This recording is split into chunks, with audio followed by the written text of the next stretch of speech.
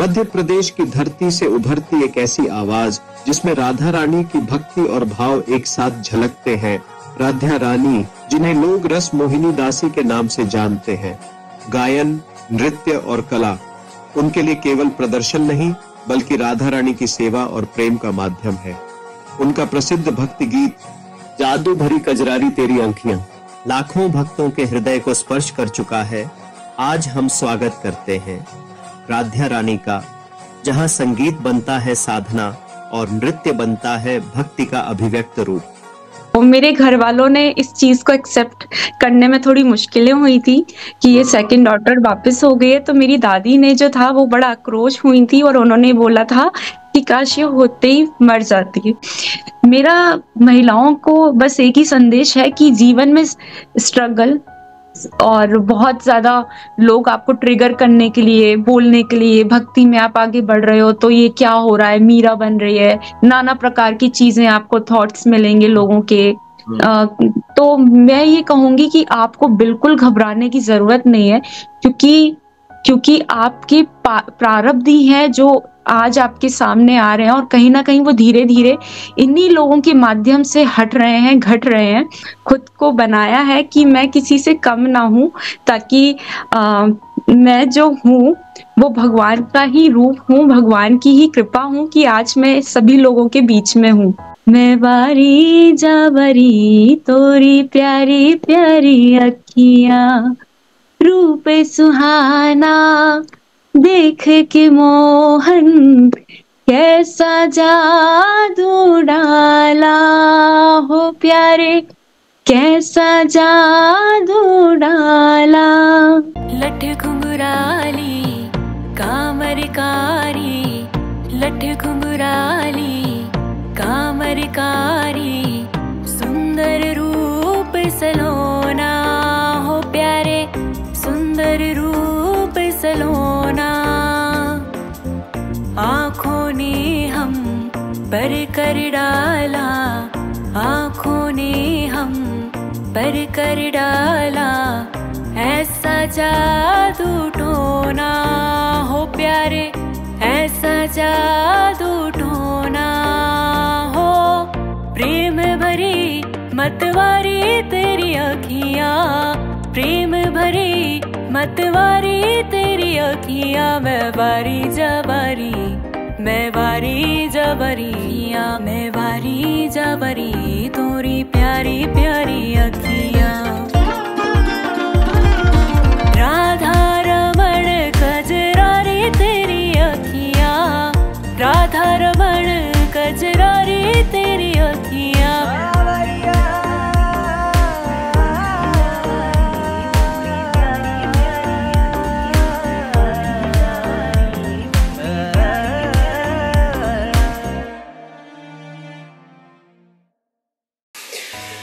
नमस्कार दोस्तों, स्वागत है आपका स्पिरिचुअल टॉक बाय टीटी में। और आज एक बहुत ही सुंदर दिन है। सबसे पहले मैं अपने व्यूअर्स को दीपावली की हार्दिक शुभकामनाएं देता हूं। ऐसे टाइम पर ये पॉडकास्ट आ रहा है जबकि जो है आज छोटी दिवाली का दिन है और काफ़ी खुशियां हैं समाज के अंदर सब जगह। और यहाँ भी हमने नॉर्वे में भी दिवाली मनानी है और दिवाली के फंक्शन यहाँ पर भी शुरू हो चुके हैं। तो आप सबको दिवाली की हार्दिक शुभकामनाएं। तो जी, जैसा कि आप जानते हैं मैं पॉडकास्ट करता हूं कृष्ण भक्तों के साथ, मेरा लगाव है कृष्ण भक्तों के साथ, तो उनके साथ मेरी पॉडकास्ट होती है। तो आज हमारे साथ एक बेहद ही प्रतिभाशाली और प्रेरणादायक शख्सियत जुड़ी हैं जो युवा हैं, राधा रानी, जिन्हें आप रास मोहिनी दासी के नाम से भी जानते हैं। Singer, dancer, artist and motivational speaker, इन सब पहचान के पीछे छिपी है एक गहरी भक्ति भावना और राधा रानी के प्रति समर्पण। उनका एक भजन है जो वायरल है, भक्ति सॉन्ग, जिसको काफी लोगों ने पसंद किया है, जादू भरी कजरारी तेरी आँखियां ने लाखों दिलों को छू लिया है। उस भजन को आप सुनिए। मैं सारी डिटेल उनके भजनों के लिंक जो है डिस्क्रिप्शन में डालूंगा और उनके चैनल का नाम भी यहाँ पर पब्लिश करूंगा, आप उनको देखें। और आज हम जानेंगे उनकी स्पिरिचुअल जर्नी, स्ट्रगल, आर्ट और वो डिवोशन जिसे उनकी जिंदगी बदल दी। तो stay tune and till the last of this video. तो सबसे पहले मैं स्वागत करता हूं आपका रास मोहिनी दासी जी, राध्या रानी जी, आपका हार्दिक स्वागत है मेरे पॉडकास्ट पे। और सबसे पहले बहुत बहुत धन्यवाद आपका कि आपने थोड़ा समय निकाला हमसे बात करने के लिए। मुझे पता है कि आपके शेड्यूल भी बहुत टाइट रहते होंगे, आपके वीडियो शूट्स होने, गाने के रिकॉर्डिंग होनी है, तो ये सारे बीच में आपने समय निकाला, इसके लिए बहुत बहुत धन्यवाद। हरे कृष्णा। हरे कृष्णा प्रभु जी, राधे श्याम, जय गॉड निताई, हरि बोल। तो मेरा सभी इस पॉडकास्ट में जितने भी लोग आज मुझे सुनना चाह रहे हैं उनको सबसे पहले तो छोटी दिवाली और हमारी दिवाली की ढेर सारी शुभकामनाएं, क्योंकि आज जो समय पे मेरा जो पॉडकास्ट आपके साथ होने वाला है वो मुझे लगता है कि वो बहुत ही लोगों को कनेक्ट करेगा स्पिरिचुअलिटी से। इसी के साथ साथ मैं बहुत ही ज़्यादा खुश महसूस कर रही हूँ खुद को, क्योंकि ये मौका जो आज मुझे मिला है और मुझे बहुत खुशी है इस चीज़ के बारे में कि मैं इस चीज़ में इंटरप्ट कर रही हूँ आपके साथ। तो यही मैं शुरुआत करती हूँ कि मैं इस पॉडकास्ट को लोगों तक अच्छे से डिवोशन में कनेक्शन बना पाऊँ, और कोशिश यही है कि मैं आपके सवालों का बहुत सरल भाषा में जवाब दे पाऊँ। बहुत बहुत धन्यवाद जी, बहुत बहुत धन्यवाद। हरे कृष्णा। शुरुआत करते हैं, तो चलिए शुरुआत करते हैं। सबसे पहले आप थोड़ा अपने बचपन, परिवार, शिक्षा के बारे में थोड़ा बताएं, कैसा आपका बैकग्राउंड था और आपके परिवार का वातावरण कैसा था, क्योंकि भक्ति में आप हैं। एनीवे, आप जिस जगह से आते हैं, मध्य प्रदेश गुना, सॉरी मैं बताना शायद भूल गया था, तो मध्य प्रदेश गुना से आप हैं, और मध्य प्रदेश की धरती तो जो है वो भक्ति के लिए जानी ही जाती है। जो है मध्य प्रदेश के अंदर बहुत सारे, जैसे महाकाल हैं हमारे, वो मध्य प्रदेश में ही बैठते हैं, तो ऐसे बहुत सारी जगह हैं और भक्ति का एक अलग अनूठा वो जगह है। तो थोड़ा सा बताइए आप, और आपकी जो रुचि है कला भक्ति दोनों में किस तरीके से मतलब डेवलप हुई? ओके, सबसे पहले मैं बताना चाहूंगी कि मैं एक राजपूत फैमिली से बिलोंग करती हूँ, एक क्षत्रिय फैमिली से बिलोंग करती हूँ। तो हमारे यहाँ पे ऐसा होता है कि अगर स्पिरिचुअलिटी जो है वो है, लेकिन उतना नहीं हो पाता है, क्योंकि यहाँ जिस क्षत्रिय लोगों में देखा है कि तामसिक लोग ज्यादा होते हैं, है ना। तो उस अकॉर्डिंगली चीजें मैनेजेबल नहीं हो पाती हैं सडनली। लेकिन मेरा, जब मैं बचपन से पता नहीं क्यों भोलेनाथ के प्रति मेरा बड़ा स्नेह था और मैं उन्हें अपना गार्डियन मानती थी, क्योंकि मुझे ऐसा लगता था कि मेरे पहले शिक्षा गुरु, मेरे परम पिता और मेरे सही मार्गदर्शन मेरे भोलेनाथ ही रहे हैं, जिनकी वजह से आज मैं वृंदावन धाम और ठाकुर जी और हमारी श्री जी से जुड़ चुकी हूँ। तो मेरे लाइफ में कुछ ऐसे पड़ाव आए हैं, स्ट्रगल तो रहा ही है, क्योंकि जब मैं पैदा हुई थी तो मैं अपनी माँ की सेकंड डॉटर थी। तो मेरे घर वालों ने इस चीज़ को एक्सेप्ट करने में थोड़ी मुश्किलें हुई थी कि ये सेकंड डॉटर वापस हो गई है। तो मेरी दादी ने जो था वो बड़ा आक्रोश हुई थी और उन्होंने बोला था कि काश ये होते ही मर जाती। तो ये चीजें भी हुई हैं मेरे साथ। फिर अपीयरेंस मैटर को लेकर भी जो लड़कियां फेस करती हैं कि कलर डल है, किसी एक बच्चे का जो अपीयरेंस मैटर है वो काफी ज्यादा फेयर है, तो वो चीजें भी हैं। तो ऐसे करते करते मैंने चीजों को सीखा है, खुद को बनाया है कि मैं किसी से कम ना हूँ, ताकि मैं जो हूँ वो भगवान का ही रूप हूँ, भगवान की ही कृपा हूँ कि आज मैं सभी लोगों के बीच में हूँ। तो ऐसे करते करते जर्नी आगे बढ़ी। लेकिन होता क्या है कि भक्ति भाव में मेरी जो जर्नी स्टार्ट हुई है, मैं कुछ सालों पहले वृंदावन धाम को गई थी और कुंभ के टाइम में गई थी प्रभु जी। तो ऐसा होता है कि पहली बार में कुंभ के मेले में कुछ लोग मुझे ढूंढ रहे होते हैं। तो कुछ लोग जो ब्रजवासी होते हैं वो बोलते हैं कि यहाँ पे कन्या भी वो कहाँ है। तो जो मेरे साथ वाले लोग थे वो डर गए, घबरा गए कि आप किसे ढूंढ रहे हैं, बात क्या हो गई है। तो मेरे जो मिलने वाले हैं उन्होंने बोला आप कोई बात तो नहीं है राध्या रानी, आपने कुछ किया है ऐसा जो लोग आपको ढूंढ रहे हैं। मैंने कहा नहीं। तो वो डर गए। तो उन्होंने बोला कि आप उस कन्या को हमें भेजिए, उन्हें हमें पार्वती का रूप देना है।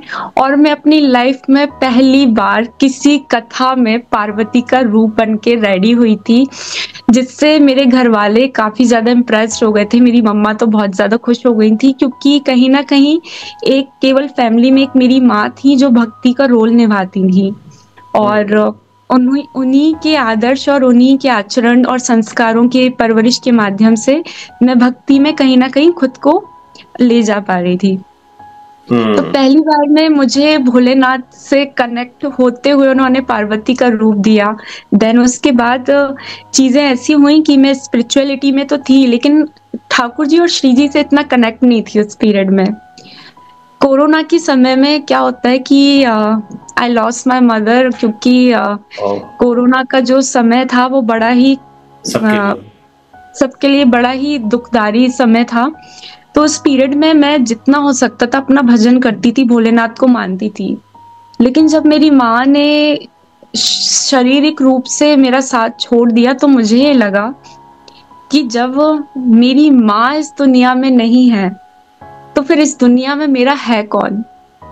क्योंकि एक केवल माँ होती है जो निस्वार्थ भाव से किसी अपने बच्चे के लिए जीती है। ऐसा कोई व्यक्ति मुझे नहीं लगता है कि निस्वार्थ भाव से कोई जीता होगा किसी के लिए। एक केवल माँ है जो निस्वार्थ भाव से प्रेम करती है।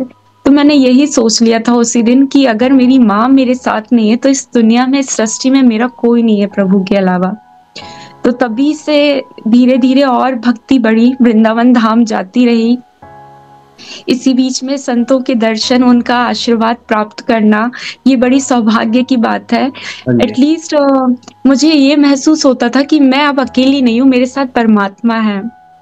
तो ऐसे मैंने स्ट्रगल किया है, चीज़ों को फेस किया है बचपन से। लेकिन यह है कि अगर आपके पास खुद की शक्ति और भक्ति है ना, तो कोई भी इंसान, कोई भी एनर्जी आपको हार्म नहीं पहुंचा सकती है।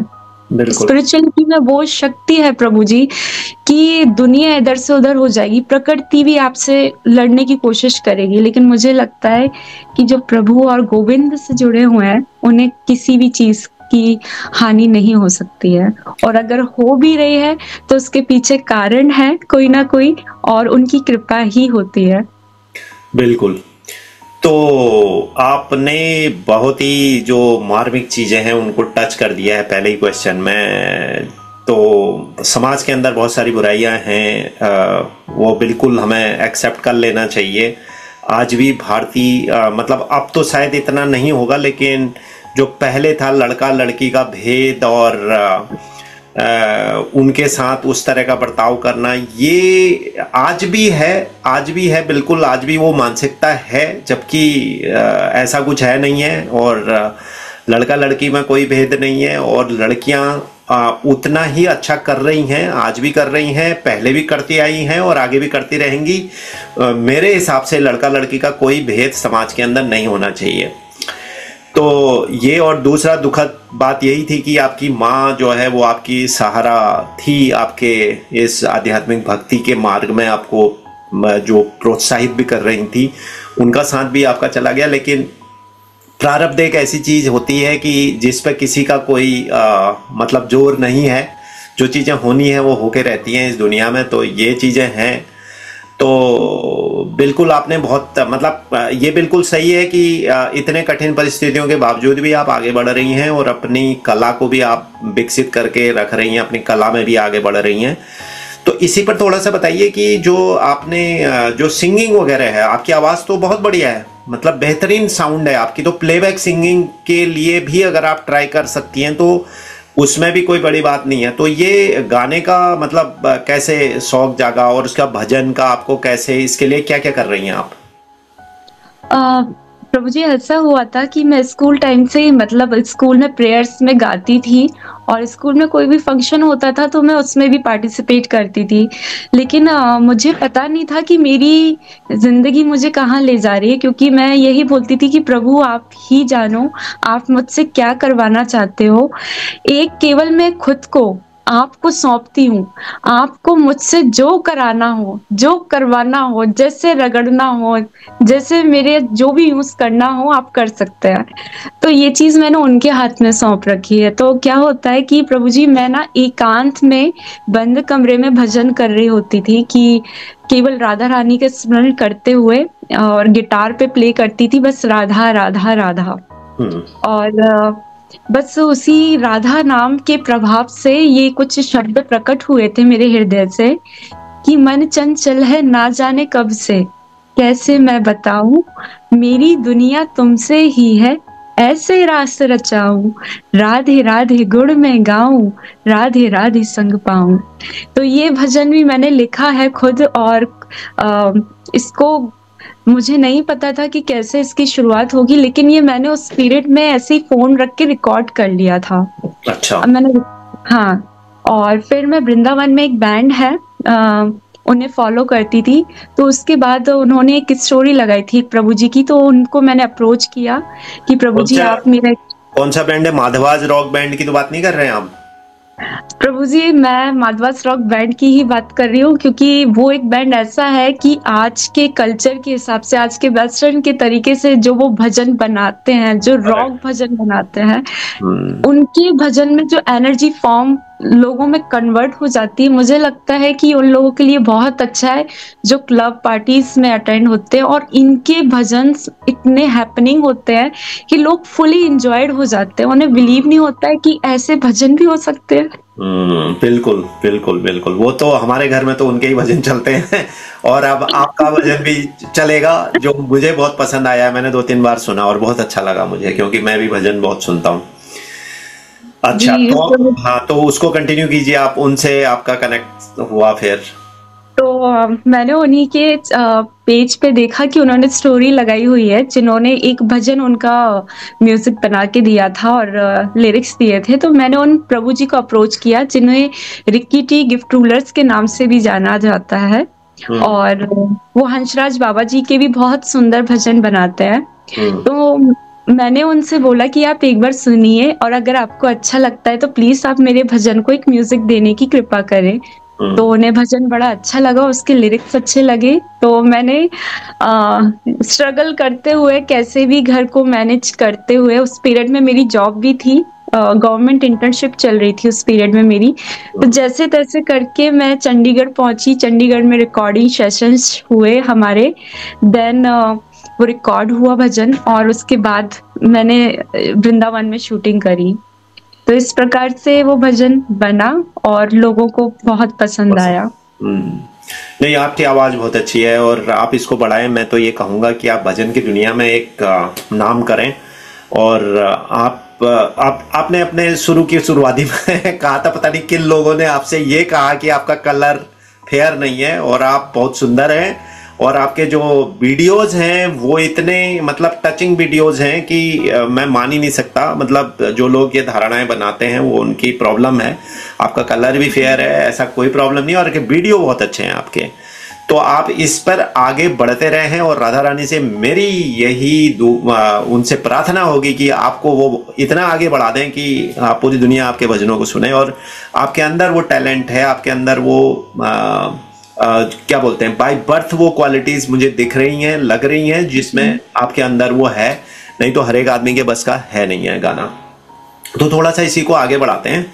तो आपकी आध्यात्मिक यात्रा में मैंने देखा आप मेरे ख्याल से विनोद बाबा जी को फॉलो करती हैं, तो उनसे कैसे, मतलब आपके आध्यात्मिक गुरु कौन है, वही हैं या कोई और हैं, और कैसे उनसे जुड़ा हुआ, उनका सानिध्य कैसे मिला आपको? प्रभु जी, मैं आपको बताना चाहूंगी कि कुछ समय से मैं उनको फॉलो कर रही थी, उनके सत्संग भजन मैं ऑनलाइन सुनती थी। अच्छा। और मैंने देखा कि बड़े बड़े महात्मा संत जो हैं वो भी उन्हीं के पास जाते हैं और उनसे प्रेरणा लेके आते हैं। लेकिन मुझे एक चीज ये बहुत दिल से कनेक्ट हो गई कि मैं भी राधा रानी से ज्यादा कनेक्ट हूँ और वो भी। उसी के साथ साथ जो व्यक्ति 13 घंटा लगातार भजन एक ही स्थिरता पे बैठ रहे हैं वो, तो मुझे लगा कि इससे अच्छे गुरु कौन होंगे। उनके जो चेहरे पे जो चार्म है, जो करुणा है, वो साक्षात श्री जी हैं। वो ऑल टाइम्स श्री जी और ठाकुर जी की रमण में ख्यालों में खोए रहते हैं, वो बस उन्हीं का इमेजिनेशन करते हैं। तो इसी दौरान मैं बरसाना गई हुई थी और मेरा मन था कि मैं उनसे दीक्षा लूं, लेकिन उनकी सत्संग अटेंड करती थी, लेकिन दीक्षा कैसे लेते हैं वो मुझे नहीं पता था। तो उन्हीं के परम शिष्य थे, वो मुझे बरसाना के मंदिर में ही मिल गए। तो उन्होंने मुझसे बोला, माता जी आप एक काम करिए, आप अभी सत्संग होगा तो आप वहां आइए, आपको वहां गुरुजी से प्रेरणा देंगे जो भी आगे होगा। मैं जाती हूँ, महाराज जी मुझे बुलाते हैं और बोलते हैं कि अब आप जाइए।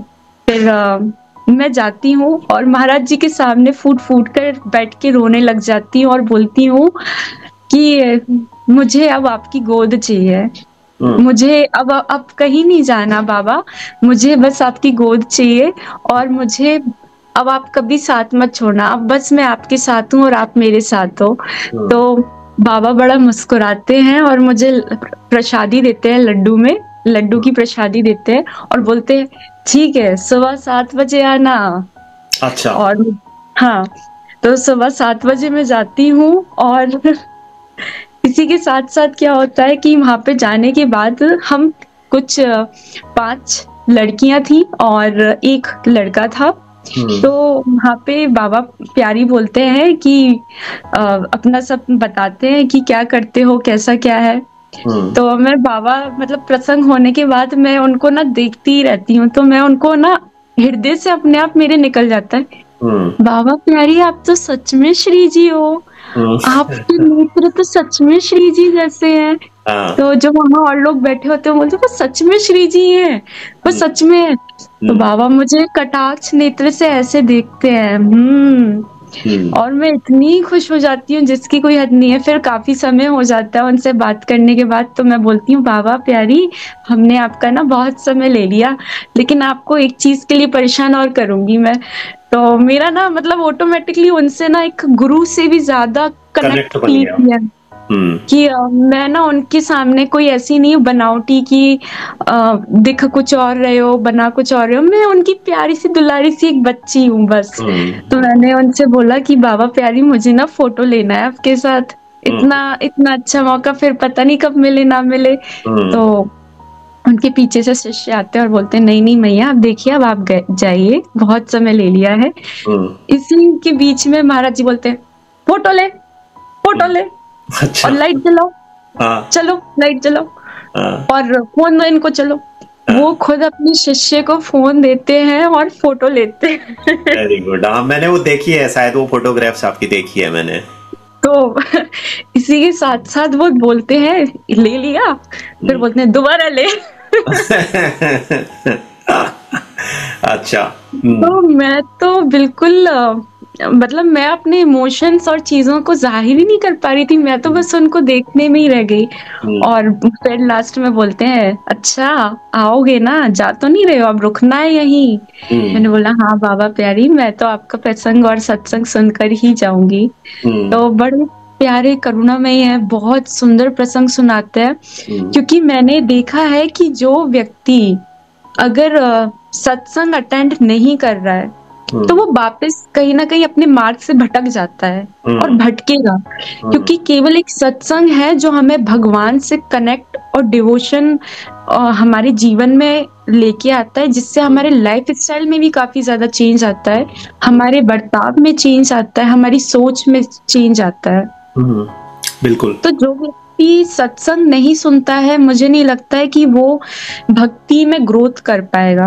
हमारे जीवन में एक वैष्णव के लिए सत्संग सुनना एक भक्ति से और ठाकुर जी से जुड़ने का एक सबसे बड़ा आधार है। बिल्कुल बिल्कुल सही बोल रही हैं आप। और मैं भी गया था वहाँ इस बार, वही प्रिया कुंज उनका आश्रम आपके प्रिया कुंड के पास में। और वो जगह तो वैसे ही बड़ी मतलब पुण्य जगह है वो, जहाँ पर राधा रानी स्नान करने आती थी और मेहंदी के हाथ धोती थी। और वो बट का वृक्ष वहां पर जो है उतना पुराना बट का वृक्ष है जिसपे कहते हैं कि जो है कान्हा जी भी बैठ के चुपचाप अपने गोपों के साथ आते थे। तो वो सारी बहुत सारी कहानियां यहाँ पे प्रभु जी एक बहुत महत्वपूर्ण बात है, मतलब जो पूर्व के समय की से चर्चाएं की जा रही है कि यहाँ पे वृंदावन में इतने घरों को महत्व नहीं दिया गया है। जो पुराने महल हैं, जो पुरानी कुटियां हैं, उनको महत्व नहीं है। वृंदावन में ब्रज में केवल और केवल वृक्षों की महिमा बताई गई है, क्योंकि केवल वृक्ष हैं जो कितने पुराने समय से उस समय के हैं जब कृष्ण और श्री जी वहाँ रमण करते थे साथ में। करेक्ट। तो सबसे बड़ी कृपा तो यही है कि हमें उनका बगीचा, उनके स्पर्श किए हुए वृक्ष मिलते हैं। करेक्ट, बिल्कुल। मैं भी वही चीजें, वो वहां पर आपको वो फील आएगा। मैं भी जब जाता था तो ऐसे ही जगहों को एक्सप्लोर करता था। जैसे आपका, मुझे नहीं पता आप वो मुखरा गांव वगैरह गई हैं कि नहीं, जहां राधा रानी का वो है, नैनीहाल। आप गए उस मंदिर में, मुखरा देवी के मंदिर में? मुखरा गांव में है वो। तो वहां पर राधा रानी जी ने अपना बचपन बहुत बिताया। मतलब अपने नानी के घर जाती थी वो, वहां खेलते थे। और तो वहां पर भी ये सारी हैं कि कृष्ण भी पीछे पीछे चले जाते थे बचपन में, गाय चराने के बहाने वहां पहुंच जाया करते थे। तो बहुत सारी कहानियां, उनके खिलौने रखे हुए हैं। खिलौने बोले तो वो उस समय तो ऐसे कोई प्लास्टिक के खिलौने वो सब थे नहीं, तो वो पत्थर के खिलौने हैं। हाँ, लकड़ी पत्थर थे। तो एक पत्थर ऐसा है वहां उसी मुखरा देवी मंदिर में ही, वो पत्थर में ना ऐसे ऐसे आप मारोगे, ऐसे ऐसे घुमाओगे, जैसे मतलब वो सिलवट्टे के ऊपर जब आप उसको घुमाते हो ना, तो उसमें से डिफरेंट तरह की आवाजें निकलती है। तो मतलब अलग है, मतलब एक्सपीरियंस इज डिफरेंट। तो मेरी कोशिश है, वृक्षों की महिमा है और वृक्षों की एनर्जीज है। हाँ। जो ऑटोमेटिकली जो अन्य भक्त भी होंगे वो भी कहीं ना कहीं हरि नाम में रमण कर जाएंगे। करेक्ट, बिल्कुल। और मेरी कोशिश है विनोद बाबा जी से कभी साक्षात्कार करने की। हालांकि वो देते नहीं है इंटरव्यूज, बहुत कम इंटरेक्शन होती है उनकी, मीडिया में बिल्कुल नहीं आना चाहते हैं वो। कोशिश इस बार करी थी मैंने, लेकिन उनका परिक्रमा का टाइम हो गया तो नहीं बन पाया। लेकिन कोशिश की गई थी और बड़े मुश्किल से उनके सेवादारों को मैंने मनाया था कि चलो एक 10-15-20 मिनट की सही एक हो जाए इंटरेक्शन, क्योंकि उनकी पर्सनालिटी बिल्कुल अलग है। मतलब वो बाकी बाबाओं से थोड़ा अलग तरह के हैं, क्योंकि उन्होंने भौतिक जिंदगी में भी जो है वो मेरे ख्याल से एक काफी पढ़े लिखे हैं वो, और सरकारी नौकरी भी करा करते थे, जो मुझे उनका बैकग्राउंड पता है। तो काफी मतलब चीजें उन्होंने अपनी लाइफ में देने के बाद ये आध्यात्म का रास्ता चुना। तो जिस आदमी ने अपने मटेरियल लाइफ में भी चीजों को एक अच्छे तरीके से किया हो और फिर आध्यात्मिकता की तरफ हो, तो वो अपना प्लेस उसका अलग होता है। तो थोड़ा आगे की तरफ बढ़ते हैं, तो प्रोफेशन की तरफ ही चलते हैं आपके। तो ये जो आपका आपको बढ़ना चाहिए इसमें, जैसा कि अभी 3 गाने आपके रिकॉर्ड हुए हैं, तो इसके लिए कुछ प्रैक्टिस वगैरह करती हैं, और कहीं आप किसी उसके साथ जुड़े हुए हैं जो आपको इसमें मतलब थोड़ा सा मतलब आपको प्रमोट करें, और कुछ इस तरह का आपका है इस एरिया में?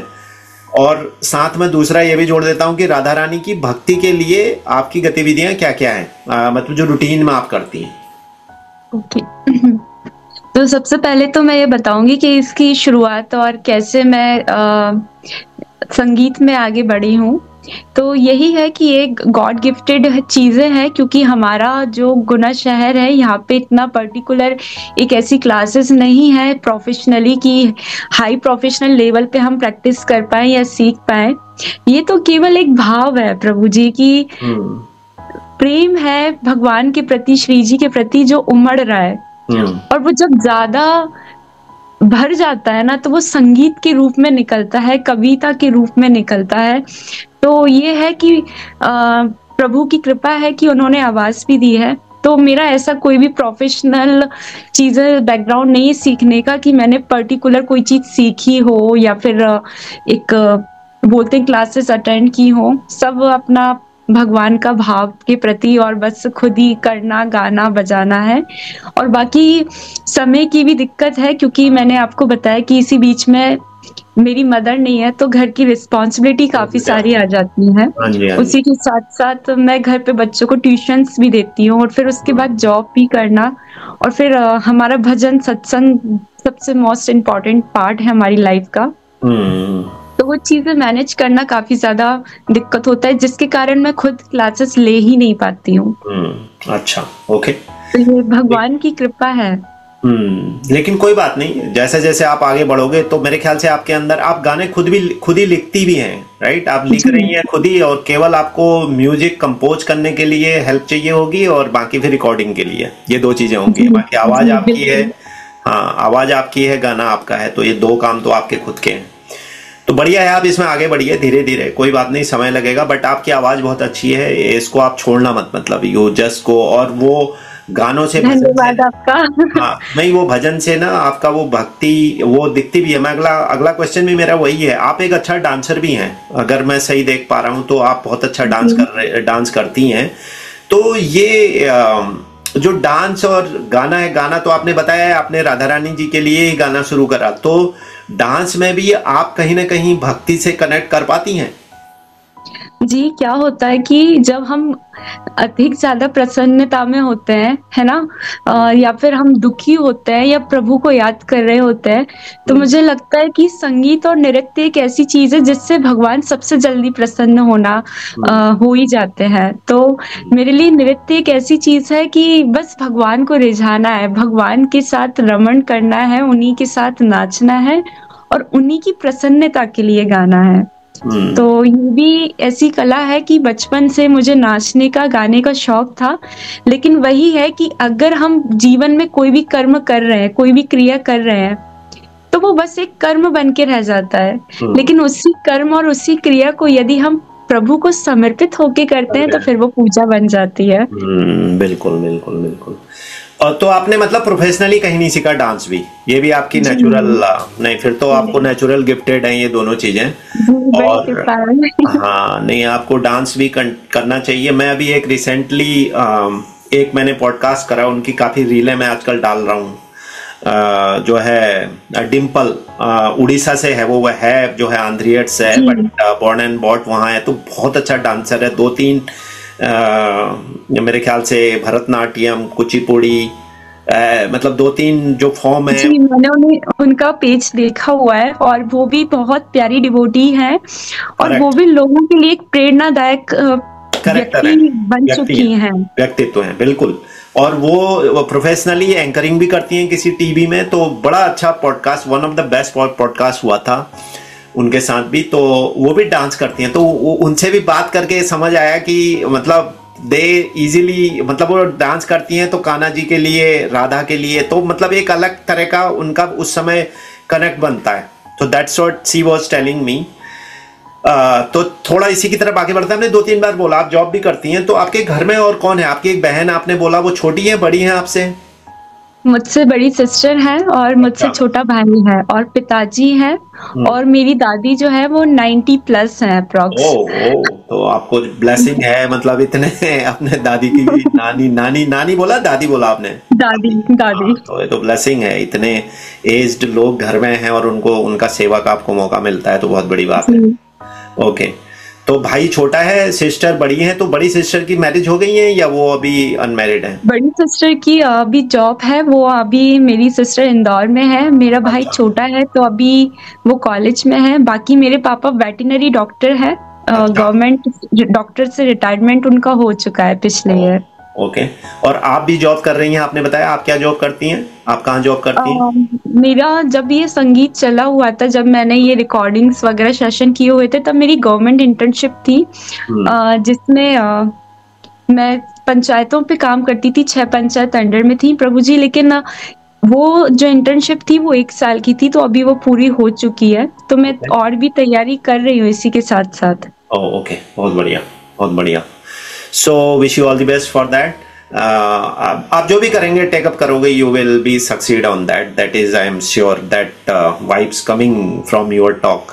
तो आगे बढ़ते हैं थोड़ा सा। आप थोड़ा सा मोटिवेशनल स्पीकर भी है, मैंने आपको कुछ बोलते भी देखा, तो आप युवाओं से जुड़ती हैं शायद मेरे ख्याल से। और आज के इसी पर एक क्वेश्चन आगे बढ़ाता हूं कि आज के जो युवा हैं, जो यूथ है, चाहे वो इर्रिस्पेक्टिव ऑफ जेंडर में बोल रहा हूं, चाहे लड़कियां हैं लड़के हैं, उनमें एंजाइटी और स्ट्रेस का एक बहुत बड़ा प्रॉब्लम है। और वो सिर्फ इंडिया में है ऐसा नहीं, हर जगह है। तो इसको आप कैसे देखती हैं कि क्या इसकी वजह है, और दूसरा इसमें भक्ति जो है, डिवोशन या स्पिरिचुअल एसेंस जो है, कैसे मदद कर सकता है practically to resolve these problems? Okay, anxiety और इस चीज को लेके मैं एक सबसे पहले एक ही चीज बोलूंगी कि इस दुनिया में बहुत लोग हैं, भीड़ बहुत है, लेकिन सब होने के बावजूद भी इंसान अकेला फील कर रहा है। उससे बात करने वाला कोई नहीं है, और ऐसा कोई नहीं है कि जिससे वो अपनी भावनाएं प्रकट करके और खुद को रिलैक्स फील करे। तो मुझे लगता है कि एंजाइटी का एक सबसे बड़ा कारण बन चुका है अकेलापन। और अकेलापन उसी के लिए है जो लोगों के ऊपर डिपेंड हो चुका है, लेकिन जो सेल्फ डिपेंड होके केवल भगवान को ही अपना सब कुछ सर्वस्व मानते हैं, तो मुझे लगता है उनकी लाइफ में एंजाइटी से लेके एज वर्ड का भी कुछ काम नहीं है। क्योंकि यहाँ पे बिग रोल यही प्ले कर रहा है, जहां तक मैंने लोगों को देखा है जिन्होंने मुझसे क्वेश्चंस किए हैं और मैं लोगों से मिलती भी हूँ, तो वो लोग मुझे बहुत बोलते हैं कि हमें काफी ज्यादा एंजाइटी फील होती है, इरिटेट होते हैं और हमारी सोच ज्यादा से ज्यादा सोचती है। तो इसका सबसे महत्व यही आता है कि जो इंसान खोज रहा है किसी को कि हमें कोई मिल जाए, नहीं, तो आप खुद को और दलदल में फंसा रहे हो, निकल नहीं रहे हो। तो मैं उन लोगों को किसी जुड़ने से अच्छा है कि मैं उनको परमात्मा से जोड़ देती हूँ, जिससे उनकी लाइफ में काफी ज्यादा चेंज आया है। बिल्कुल, तो इसीलिए ये क्वेश्चन था। और आप एक खुद भी उदाहरण हैं, आप जैसे उदाहरण हैं, अभी मैंने डिम्पल का एग्जांपल दिया, तो आप लोग अपने प्रोफेशन में भी उतना ही अच्छा कर रहे हो और आप खुश हो, हैप्पी हो, और भक्ति ने आपको वो सारी चीजें दी हैं, तो आपकी जो लाइफ में क्या बोलते हैं, फुलफिलमेंट है लाइफ में, आज की आपकी विशफुल लाइफ है आपकी। तो ये बहुत अच्छी बात है, और आप युवाओं की प्रेरणा स्रोत बन सकते हैं, आप जैसे लोग। तो ये पॉडकास्ट मैं उसी पर्पज के लिए करता हूं। तो मैं आगे थोड़ा बढ़ता हूं। आप, मैं एक क्वेश्चन भूल गया था, आपका जो एक गाना है भक्ति वाला, जिस पे मैंने पहले भी जिक्र करा, जादू भरी कजरारी तेरी आँखियां, मैं वारी जाऊं री तोरी प्यारी प्यारी आँखियां, ये आपने खुद लिखा है या किसी का लिखा हुआ गाना है? पहला क्वेश्चन है। दूसरा जो है ये कहाँ शूट हुआ, और आगे कुछ और प्रोजेक्ट भी हैं जो आपके ऑन हैं, जिसको आपका फ्यूचर में टेकअप करने वाले हो आप? ओके प्रभु जी, मैं बताती हूँ कि ये जो भजन है वो एक वैसे ब्रज का ट्रेडिशनल भजन है, काफी पुराना भजन है। अच्छा। इसको हमने बस कंपोज किया है कुछ अलग तरीके से, जिससे लोग इसको और अच्छे से अच्छी वाइब में सुन पाए। तो ये भजन मैं आपको इसकी 4 लाइन सुनाना चाहूंगी। बिल्कुल सुनाइए आप, मैं कहने वाला भी था ये बात, बिल्कुल सुनाइए आप।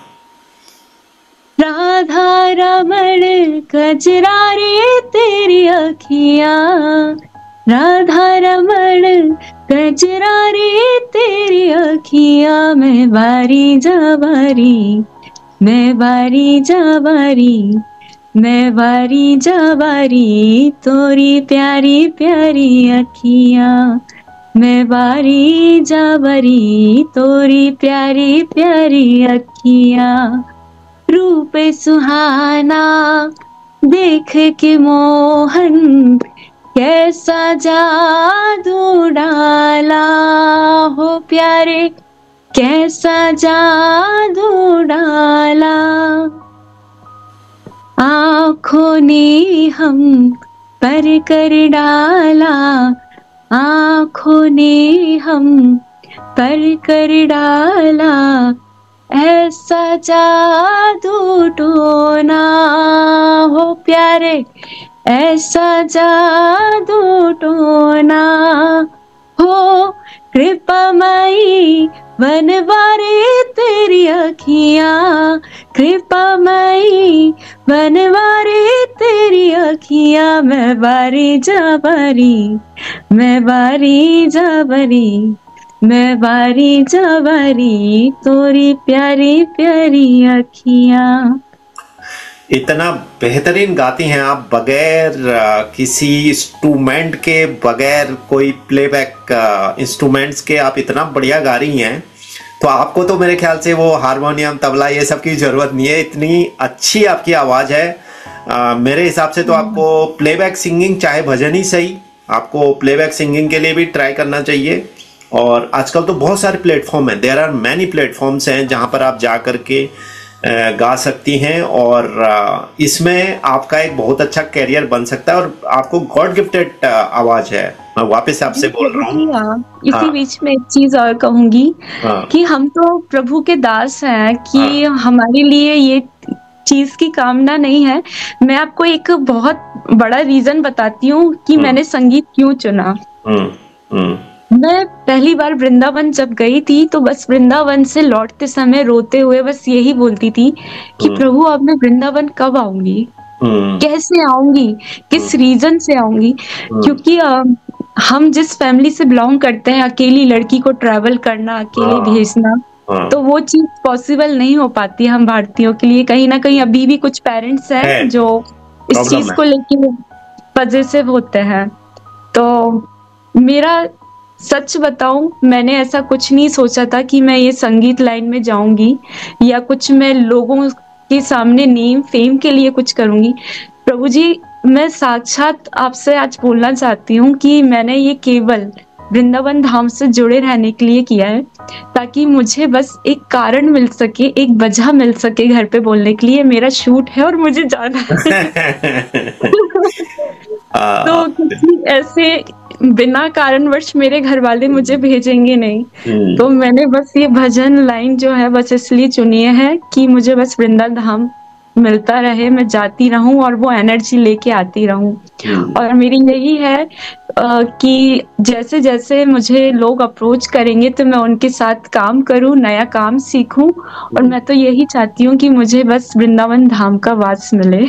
बिल्कुल बिल्कुल, और बिल्कुल मिलेगा। और मैं तो ये बता रहा हूँ कि मुझे देखो, इतनी अब लोगों से मैं बात कर चुका हूँ तो मुझे तो ना इंट्यूशन होने लगती है। तो मैं आपको देख रहा हूँ एक बेहतरीन भजन सिंगर फ्यूचर में, और शायद मेरे को भी आपसे टाइम लेने में टाइम लगेगा क्योंकि तब आप इतने बिजी होंगे अपने शूट्स में, इसमें तो आप बोलोगे कि अभी टाइम नहीं है, फिर बात करेंगे, पर करेंगे जरूर। तो मैं ये कहूँगा कि आप कंसर्ट वगैरह में भी पार्टिसिपेट करें। मैं देखता हूँ फ्यूचर में अगर कुछ ऐसा बनता है। नॉर्वे में हम लोग कई गायक कलाकारों को कई बार बुलाते हैं मंदिरों में।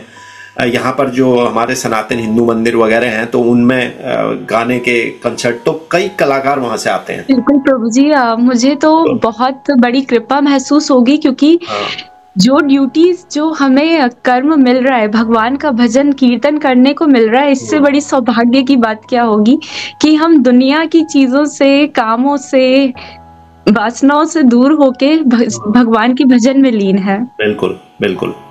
तो आप इसमें आगे बढ़ेंगी, मेरे को ये पूरी फर्म बिलीव है कि यू विल भी एक पोजीशन पर होंगी और आप इसको कंटिन्यू रखें। तो थोड़ा आगे की तरफ बढ़ते हैं, जैसा कि महिलाओं की तरफ थोड़ा सा मैं बढ़ रहा हूँ। आज जैसा कि आपने भी कहा कि आपके फैमिली में भी ऐसे शुरू में देखा गया, लड़की हो गई और ये सारी बातें हुई, तो मैं इसी पर थोड़ा सा महिलाओं के बारे में, आज भी इंडिया में वो सोच अभी महिलाओं के प्रति, हम बोलते तो हैं, पॉलिटिकली भी बोलेंगे कि हम वुमेन एम्पावरमेंट की बात करेंगे, बड़ी बड़ी बातें उनकी, लेकिन कहीं ना कहीं हम कल्चरली ट्रांसफॉर्म ही नहीं हो पा रहे हैं अपने आप को। देखो बाहर क्या है, मैं नॉर्वे में रहता हूं, तो यहाँ आके ना हमारे जो मेरी खुद की वाइफ है, जबकि है इंडिया में, तो इंडिया में उनकी सोच कुछ अलग थी, अब यहाँ पर आके सोच अलग हो गई है। तो वो एक एनवायरनमेंट का ना, एक कल्चर का बड़ा फर्क है। अब इंडिया में क्या है कि औरतों की जो कल्चरली भी ना वो ट्रांसफॉर्म नहीं हो पा रहे हैं। कितना पढ़े लिख लेंगे ना, वो जो वहां पे एक पुरुष प्रधानता का प्रॉब्लम है, मतलब जो सुपर हीरो माना ही जाता है पुरुष को, वो क्यों माना जाता है मुझे समझ नहीं आता आज तक, बट वो धारणा अभी भी बनी हुई है। अभी भी जो है पति परमेश्वर के हिसाब से ही देखा जाता है। भाई पत्नी दुर्गा क्यों नहीं मानते मुझे समझ नहीं आ रहा, बट पति परमेश्वर ही मानने की प्रवृत्ति है, चाहे कितना भी पड़ जाए। तो मेरा क्वेश्चन इसमें यह है कि जो भारत की महिलाएं हैं वो घर की सीमाओं में ही रह जाती हैं, और अगर थोड़ा बाहर निकल रही हैं पर वो इस तरह की मेंटेलिटी से बाहर नहीं निकल पा रही हैं, तो आप इसको कैसे देखती हैं? और भारतीय समाज की महिलाओं के लिए, ऐसी महिलाओं के लिए आपका क्या संदेश है? जी प्रभु जी, मेरा यह है कि जो महिलाएं कुछ करना चाहती हैं, जो खुद में एम्पावरमेंट को लेके जो बात चल रही है, मेरा यही है कि सबसे पहले तो व्यक्ति को, जो भी मनुष्य है, चाहे स्त्री हो चाहे पुरुष हो, आपको पहले तो हर चीज की नॉलेज होनी चाहिए डीपली। यही नहीं कि आजकल स्क्रीन पे स्क्रॉल करते जा रहे हैं, रील्स को देखा शॉर्टकट में और बस शुरू हो गए। तो हमें ना हर चीज की डीप नॉलेज होनी चाहिए। अगर हमें उस चीज की नॉलेज नहीं है तो फिर मुझे नहीं लगता है कि कोई व्यक्ति परमानेंटली किसी जगह पे टिक पाएगा, वो टेम्परेरी ही रहेगा।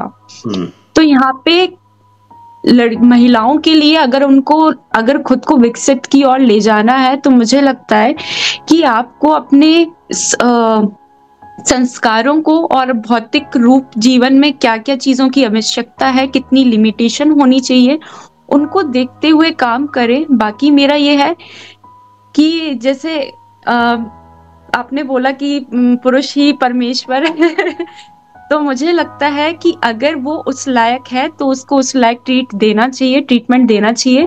अगर वो नहीं है तो मुझे लगता है कि आपको खुद को सेल्फ डिपेंड बनाना चाहिए। जिस कारण से आप लोगों से दब रहे हैं या फिर किसी कारणवश असहाय महसूस कर रही हैं, तो मुझे लगता है कि स्त्री वो शक्ति है। अगर वो चरित्र से अच्छी है तो मुझे लगता है वो हर जगह से जीत जाएगी, उसे कोई कुछ नहीं बिगाड़ सकता उसका। क्योंकि आज के समय में मैं सच बताऊं, मैं यही बोलूंगी, जो चरित्र से जीत जाएगा ना, वो दुनिया से लड़ जाएगा। पर वो लेडी जी क्या, वो तो पुरुष भी है, पुरुष के लिए भी वही रेलेवेंस है, क्योंकि वो चाहे पुरुष हो चाहे स्त्री हो। क्योंकि अगर आपका चरित्र सही नहीं है, अगर आपको डीप किसी चीज की नॉलेज नहीं है, तो मुझे लगता है कि आप टेम्परेरी हो, परमानेंटली आप किसी भी जगह पे स्थिरता नहीं ले सकोगे, कोई भी जगह हो। बिल्कुल। तो इम्पोर्टेंट यही है, मुझे भी ये लगता है कि समाज के अंदर वो सोच बदलना जरूरी है। वो सोच, पॉलिटिकल विल कुछ नहीं होगा इन सब चीजों से। एम्पावरमेंट, ये सब फालतू की बातें हैं। जो मतलब ऐसे सॉरी टू से, बट जैसे कि हमारे यहाँ पे बहुत ज्यादा चलता है कि अभी भी चलता है कि उसने वो कपड़े पहने हुए हैं या उसने ऐसा ये पहना हुआ है। अब काफी ज्यादा इंडिया में ये चीज देखने को मिल रही है हमारे यहाँ पे। लेकिन मैं आपको एक चीज, एक बहुत छोटा सा एक एग्जांपल दूंगी। मैं भले एक डिवोटी हूँ, लेकिन देखो सबको अपना अपना एक फ्रीडम है कि वो क्या काम कर रहे हैं। क्योंकि एक एक्ट्रेस है, वो एक बता रही है, किसी का कैरेक्टर बता रही है, तो वो उसका काम है। इसका मतलब ये नहीं है कि उसका चरित्र गंदा है या वो खराब है। तो सब अपनी अपने फाइनेंशियली चीजों को देखते हुए काम करने में लगे हुए हैं। जैसे 100 लोग महिलाएं साड़ी पहनी हुई हैं, और उन्हीं के बीच में अगर एक 1 पीस ड्रेस वाली अगर महिला आती है, तो कोई भी उस 100 साड़ियों वाली लड़कियों को नहीं देखेगा, उस 1 पीस वाली ड्रेस को देखेगा। बिल्कुल ट्रू। और यही बात अगर 100 1 पीस वाली ड्रेस पहन के बैठी हुई है और एक साड़ी वाली आ जाए, तो वो 1 पीस वाली एक साड़ी वाली को ही नोटिस करेंगे। तो वही चीज है कि हमें कहाँ, कौन सी जगह क्या सुटेबल है हमारे लिए। अगर आप उस चीज को मैच्योरिटी के साथ कैरी करें, तो मुझे लगता है कोई इंसान किसी को रोक टोक करने वाला नहीं है, ना कोई ऑब्जेक्शन उठाने वाला है। क्योंकि सबको अपनी अपनी फ्रीडम है। स्पिरिचुअलिटी हमें भगवान से जोड़ना सिखाती है, बताती है कि जीवन को हमें कैसे सरल और व्यापन कर सकते हैं। और मेरे लिए ये है कि मैं किसी को कपड़ों से जज नहीं करती हूँ, और मैं लोगों को उनकी भावनाओं से जज करती हूँ कि उनका दिल कैसा है, उनके अंदर उनका व्यक्तित्व कैसा है। ट्रू, बहुत अच्छी बात है। तो चलिए, इस पॉइंट को टच किया हमने। At least there should be some message to the people in society. आगे थोड़ा सा बढ़ रहा हूँ, थोड़ा सा और एक इश्यूज के ऊपर चल जा रहा हूँ, क्योंकि आप यंग हैं। इंडिया के अंदर, not only in India, even everywhere, जो डेटिंग कल्चर है आज का, उसको आप कैसे देखती हैं? क्या युवाओं को ये भटकाता है या इसमें भी कोई सीख छिपी हुई है? और आप युवाओं या युवती मतलब लड़कियां हो चाहे लड़के हों, तो उनको क्या सलाह देना चाहेंगी? सबसे पहले तो मैं यही कहना चाहूंगी कि प्रभु जी हर व्यक्ति के जीवन में भगवान ने निर्धारित किया हुआ है कि ये व्यक्ति आपके साथ इतने समय तक है, ट्रू। लेकिन उस व्यक्ति के साथ, उस मनुष्य के साथ आपको कैसे रहना है वो हमारे ऊपर है। करेक्ट। सबसे इम्पोर्टेंट थिंग। तो किससे क्या लेना है, किससे क्या देना है, कितने इमोशंस फीलिंग शेयर करना है, क्या क्या चीजें ले सकते हैं, क्या क्या चीजें दे सकते हैं, वो हमारे ऊपर है। तो डेटिंग में अगर आपको एक चीज बताऊं, अगर आप साफ हृदय दिल से अगर किसी के साथ हो, ठीक है, लेकिन एक मर्यादा में, तो मुझे लगता है डेटिंग बुरी नहीं है ना। प्रेम जो है वो बुरा नहीं है, प्रेम सबसे कीजिए, सबके साथ प्रेम से रहिए, लेकिन हमारी मर्यादा वो हमारे हाथ में है। और कुछ लोगों के साथ जैसे कि आप देख रहे हैं आज के समय में कि आज ये कल वो, आज इसके साथ कल ब्रेकअप, तो ये वो लोग हैं जिनके पास स्टेबिलिटी नहीं है, जिनके पास सेल्फ कंट्रोल नहीं है, बस मूड के हिसाब से जो काम कर रहे हैं कि आज इसने ये दे दिया तो आज इसके साथ, कल इसने ये दे दिया तो उसके साथ। बाकी भगवान ने हर चीज निर्धारित की हुई है कि कौन व्यक्ति कितने समय तक के लिए आपके साथ है, लेकिन अब आपको किस तरीके से रहना है वो हमारे हाथ में है। तो फिर बाद में हमें उसका रिजल्ट भी मिलता है, जैसा करोगे वैसा भरोगे। बिल्कुल बिल्कुल ट्रू। तो बढ़ते हैं आगे की तरफ, अब थोड़ा सा भगवत गीता की तरफ जाते हैं। तो भगवत गीता आपने पढ़ी है, पढ़ी होगी या नहीं पढ़ी होगी तो पढ़ रहे होंगे आप। तो भगवत गीता में ऐसा कोई श्लोक जिसे आप अपने जीवन का आधार मानती हैं और जो आपके जीवन में संतुलन बनाने की प्रेरणा देता है? प्रभु जी एक श्लोक आता है गीता में, वैसे तो काफी श्लोक गीता के सभी महत्वपूर्ण, सभी कुछ है, वैसे तो सभी कुछ महत्वपूर्ण है। और हर श्लोक हर मोड़ पे कुछ ना कुछ बता ही रहा होता है, लेकिन मेरा ये है कि एक श्लोक आता है, अब पता नहीं मुझे एग्जैक्टली याद है या नहीं, यो ना हास्यन्ति ना सोचती ना काक्षन्ति शुभाशुभ त्यागी ना भस्म कुरोयति, कुछ ऐसा श्लोक है। सॉरी टू से अगर कुछ गलत हुआ हो तो इसका, लेकिन अर्थ बता देती हूँ कि भगवान ये बोलते हैं जो हर्ष में, जो ना हर्ष में, जो ना काम में रुचि रखता हो, जो ना शोक में ना मतलब बोलते ना कि किसी क्रिया में किसी काम वासना को लेके सोचता हो, जो व्यक्ति ऐसा होगा जो मोह माया से दूर होगा वो भक्त मुझे प्रिय है। जिसको ना, जैसे कोई भी एक्साइटमेंट वाला काम हो रहा है, किसी को अगर गुड न्यूज मिल रही है तो वो ना जिसको हर्ष हो रहा है, ना दुख हो रहा है, ना शोक हो रहा है, ना कोई काम वासना हो रही है, तो ये क्या है, एक भगवान का शरणार्थी का प्रतीक है कि आप भले जीवन में कुछ भी कर रहे हैं, कुछ भी आपको मिल रहा है, लेकिन आपको उससे फर्क नहीं पड़ रहा है, आपको बस प्रभु की भक्ति से फर्क पड़ रहा है कि कितनी भक्ति हो रही है, कितनी नहीं हो रही है। तो होता है ना कि कई बार मेरे साथ बहुत होता है कि कई बार बीच बीच में भजन बहुत अच्छा होता है और किसी कारणवश भजन नहीं हो पाए तो मन में बड़ा दुख होता है कि नहीं, अब तो बहुत ही बुरा लग रहा है प्रभु, अब ऐसे ना करो, अब तो अपनी शरण में ही बनाए रखो।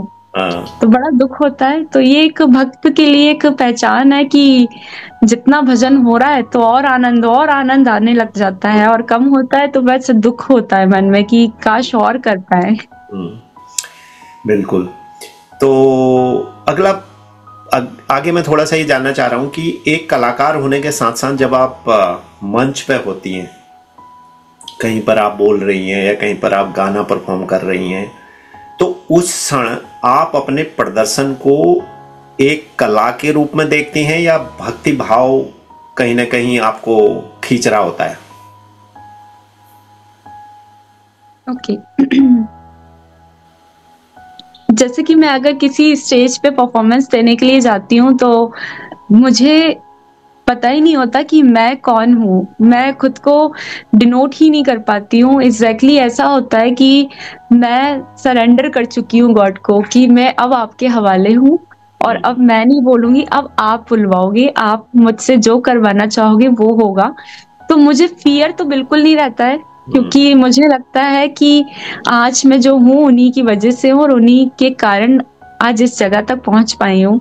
बिल्कुल। तो मैं खुद को खुद फील नहीं करती हूँ, मुझे ऐसा लगता है कि मेरे अंदर उनकी एनर्जी है जो मुझसे सब चीजें करवा रही है। तो वो बड़ा मुझे अच्छा लगता है कि ये चीज मेरे अंदर है और उन्होंने कृपा की है इस चीज को लेके। बिल्कुल सही कहा आपने। अगर वो भाव आपके अंदर है तो फिर मेरे ख्याल से जो आप कर रही हैं वो ऑटोमेटिकली आपका सही निकल कर आएगा। So that is the good thing. तो आगे बढ़ते हैं। आप अपने जीवन में मॉडर्न लाइफ और स्पिरिचुअल सिंप्लिसिटी दोनों को एक साथ लेकर कैसे चलती हैं? प्रभु जी, ऐसा होता है कि जैसे हम अगर स्पिरिचुअल है, भगवान से जुड़े हुए हैं, तो भगवान की एक बड़ी कृपा मानूंगी कि जहां हम जाते हैं वहां भक्त तो मिल ही जाते हैं। बिल्कुल। और दूसरी चीज ये कि स्पिरिचुअलिटी और मॉडर्नाइजेशन को मैं ऐसे साथ में रखती हूँ कि मैं रहती सब में हूँ, लेकिन अंदर हमें भगवान ने दिया है कि नाम जप करते रहो। तो हमें किसी और की नेगेटिव एनर्जी हमारे अंदर एंटर नहीं होती, जिसके कारण हम औरों से एक अपना प्रोटेक्शन बना के चलते हैं, जिसके साथ साथ हम मॉडर्न लोगों के साथ भी मॉडर्न दिखते हैं, लेकिन अंदर से होते ईश्वर के ही अंश है। बिल्कुल बिल्कुल, बहुत सही बात है। और वैसे भी ये कलयुग में आपको मटेरियल लाइफ को लेकर चलना भी पड़ता है, क्योंकि अगर आप मटेरियल लाइफ को लेकर नहीं चलेंगे, ये दोनों साथ में चलने चाहिए, ऐसा मैं मानता हूं। क्योंकि अगर मटेरियल लाइफ, सॉरी आप बोल रहे हैं, चलो मैं खत्म करता हूं अपनी थॉट, फिर आप। तो अगर आप मटेरियल लाइफ के साथ अगर नहीं है तो फिर आप वो काम नहीं कर पाएंगी आज की तारीख में जो सोसाइटी में जरूरी, क्योंकि कलयुग की डिमांड है। कलयुग में अगर आपको कहीं पर पोर्ट्रे करना है चीजों को ना, तो उसके लिए भी पैसा चाहिए। आपको पता है ये बात, आप समझ रहे हो मैं जो बोल रहा हूँ। दैट इज वेरी इंपॉर्टेंट कि मटेरियल है, सही तरीके से उसको कमाया जाए और सही जगह पर उसको लगाया जाए। तो I feel that is important. अब जो लोग ये कहें कि जी नहीं, मैं पिछला पॉडकास्ट कर रहा था, आसाम की एक लड़की थी, तो वो मेरे से यही बोली, बहुत यंग है, अभी मैंने रिसेंटली कल परसों ही उसका वीडियो पब्लिश किया। बहुत सिंपल गर्ल थी वो घर से भाग के वृंदावन चली गई, उसके साथ भी कुछ ऐसी ट्रेजेडी हुई थी, तो फिर लेकिन वापस आ गई।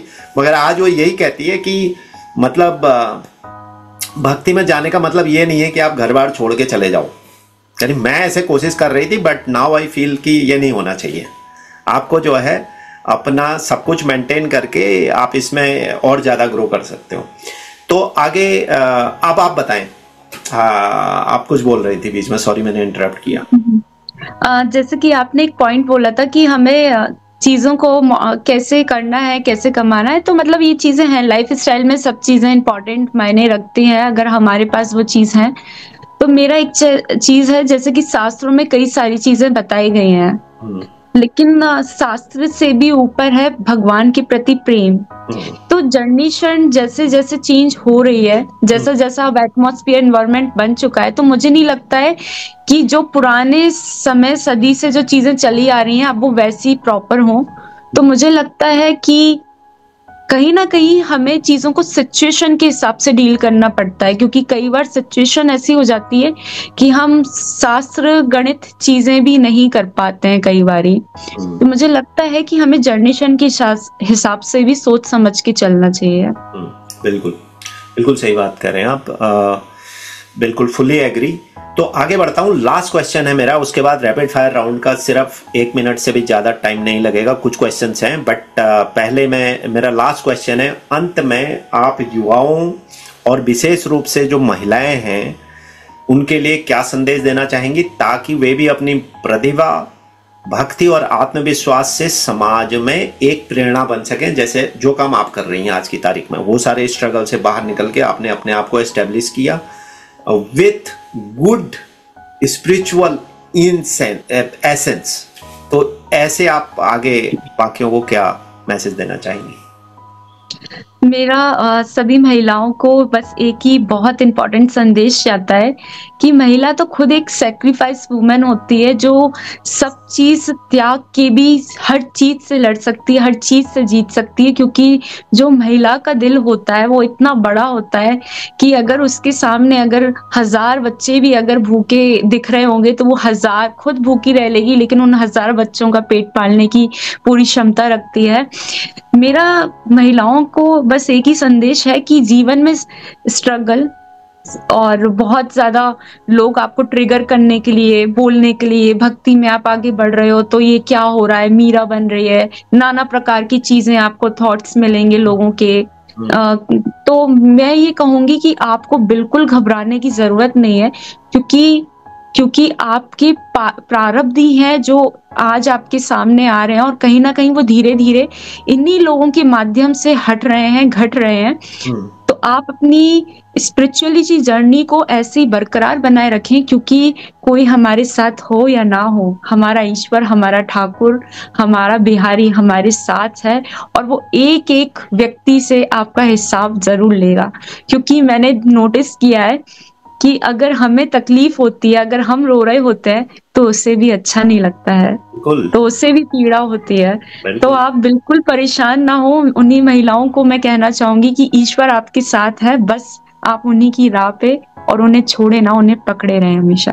बहुत अच्छा मैसेज आपने दिया है, और ये सिर्फ महिलाओं के लिए नहीं है, ये सबके लिए है, हर उस व्यक्ति के लिए है।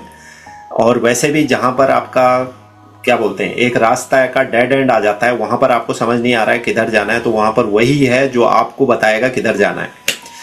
तो इसीलिए इसी के साथ मेरे ये मेन क्वेश्चन तो खत्म होते हैं, बट थोड़ा सा एक रैपिड फायर राउंड है, इसमें आपसे मैं छोटे छोटे क्वेश्चन पूछूंगा जिसका सीधा यस नो, और आप समझते हैं रैपिड फायर राउंड में आपको बहुत सिंपल आंसर देना है। तो पहला क्वेश्चन रैपिड फायर राउंड का है जी, अगर राधा रानी आपको एक वरदान दे तो आप क्या मांगेंगी? बस मुझे आपकी शरण में रहना है।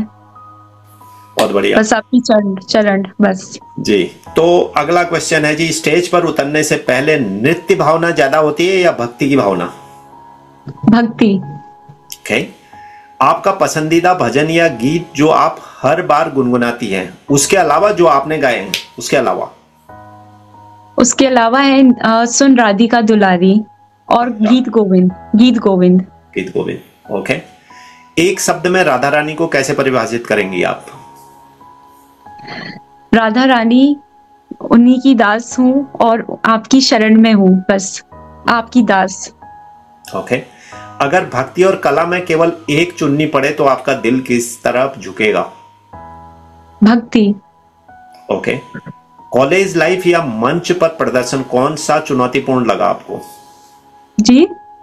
कॉलेज लाइफ या मंच पर, स्टेज पर परफॉर्मेंस करना, कौन सा ज्यादा चुनौतीपूर्ण था?